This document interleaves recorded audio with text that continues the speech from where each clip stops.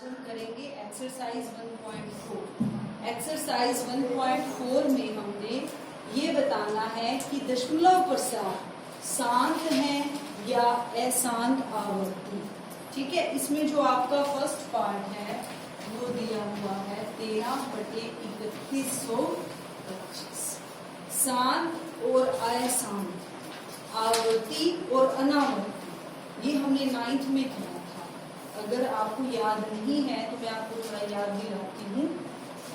दशमलव प्रसार शांत कब होता है? जब हम एक संख्या को, अंश को हर से भाग देते हैं।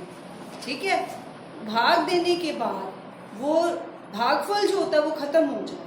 जैसे 1/2 है, 1 को हमने 2 से भाग देना है ना।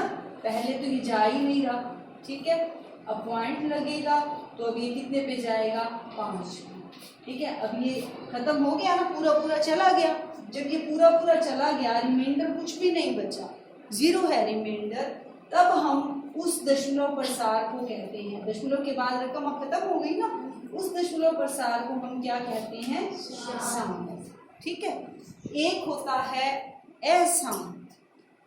अशांत में क्या होता है? जो दशमलव प्रसार खत्म नहीं होता, आता जाता है आगे। जैसे 1/3, 1 को 3 से भाग दोगे, 0 पहले तो जा ही नहीं रहा है ना।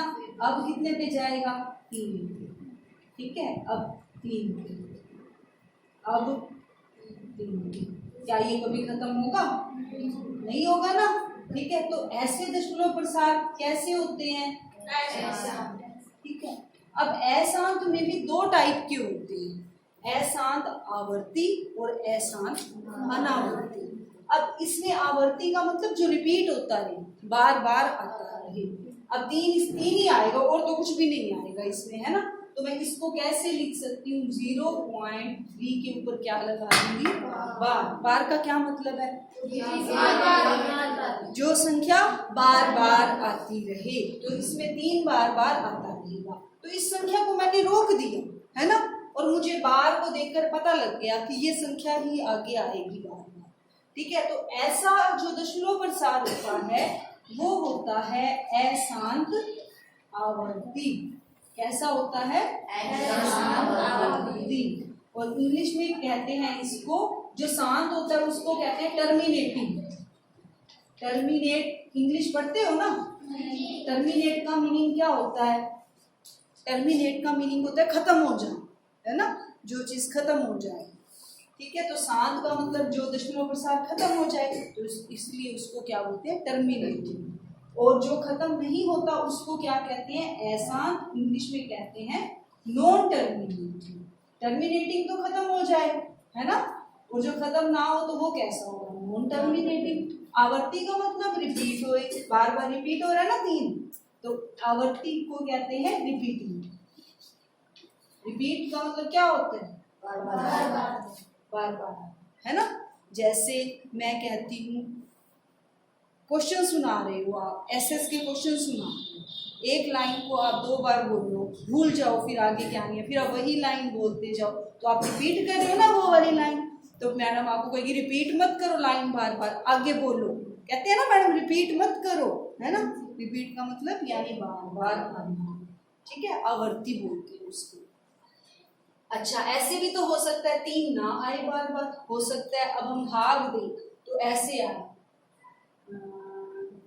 जैसे 1/5 है, 1/5 तो पूरा पूरा भाग हो जाता है। 1/6 लो, 1 को 6 से भाग देना, 0.3640। इसमें भी तो रिपीट हो रहा है ना, ये 6 रिपीट होएगा, ये भी अशांत आवर्ती है।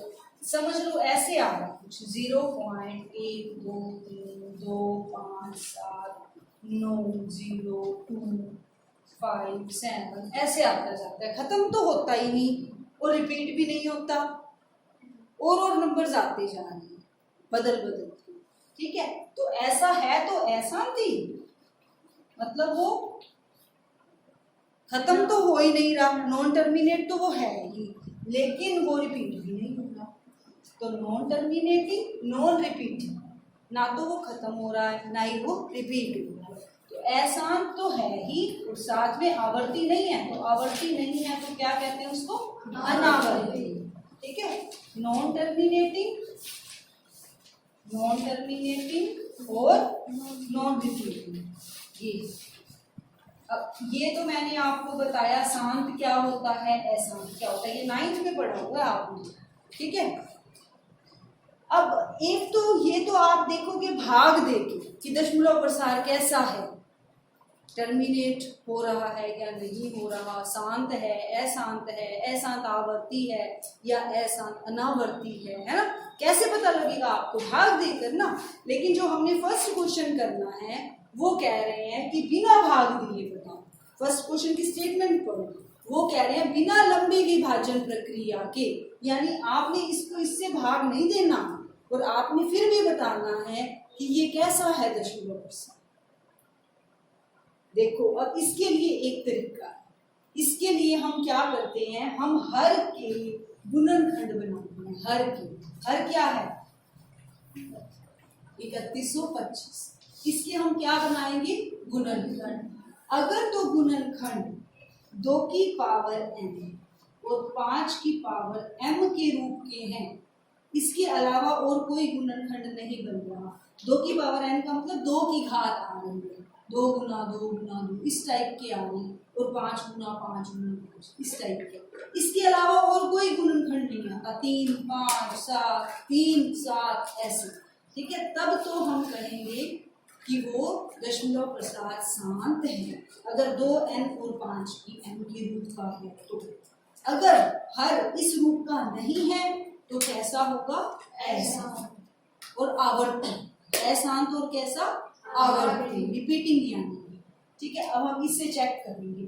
अब आपका जो क्वेश्चन है वो यही है कि आपने बिना भाग दिए ये बताना है, तो बिना भाग दिए बताना है तो आपने यही तरीका यूज करना है कि आपने हर के क्या बनाने हैं, गुणनखंड। ठीक है, अभी कितने पे जाएगा, 3 पे, 5 और 2 7 और 1 8 और 3 11 नहीं जाएगा, 3 पे 5 पे ही जाएगा, 5 6 30, 5 दूनी 10,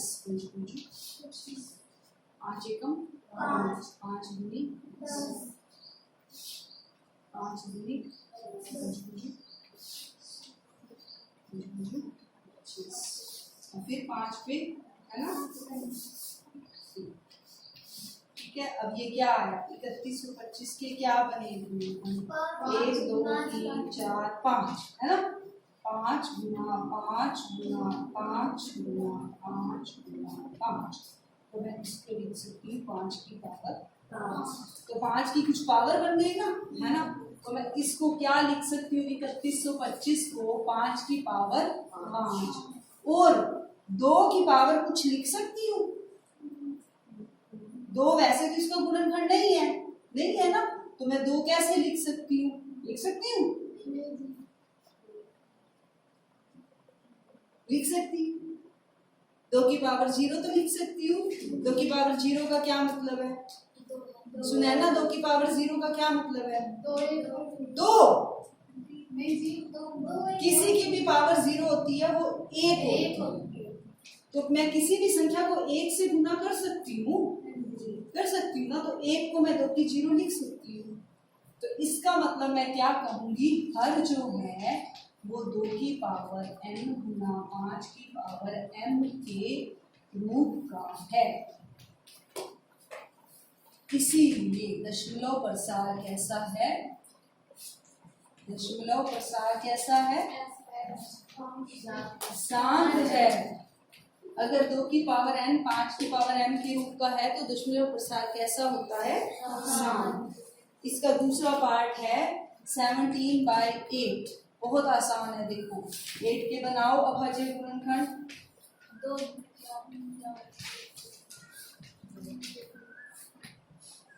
अब इसको मैं क्या लिख सकती हूँ, जो 2 गुना 2 गुना 2 यानी 2 की पावर 3 है ना, 2 की पावर 3, 5 की पावर लिख सकती हूँ, हाँ जी लिख सकती हूँ है ना, इसको 1 लिख दो तो इसको 5 की पावर 0, ठीक है, तो अब क्या लिखोगे, हर 2 की पावर n 5 की पावर m के रूप का है, इसीलिए दशमलव प्रसार कैसा है, समान। लिख लेना, दशमलव प्रसार समान है।